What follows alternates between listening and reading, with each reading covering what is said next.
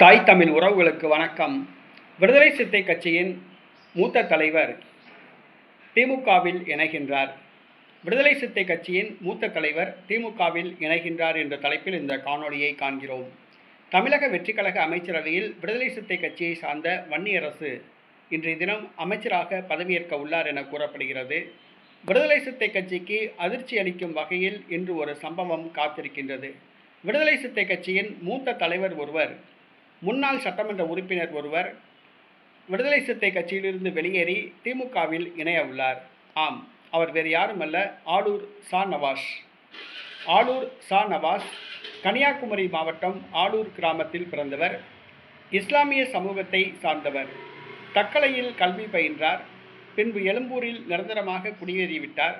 இவர் ஒரு இலக்கியவாதி, பேச்சாளர், ஊடக விவாதங்களில் விடுதலை சிறுத்தை கட்சி சார்பில் கலந்து கொள்பவர்.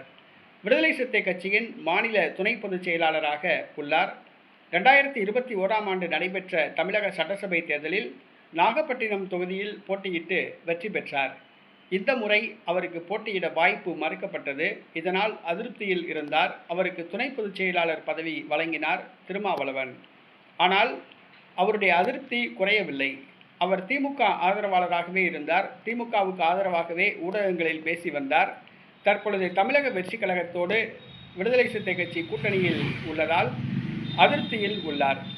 தற்பொழுது திமுக அழைப்பின்படி ஆளூர் சா. நவாஸ் திமுகவில் இணைகிறார்.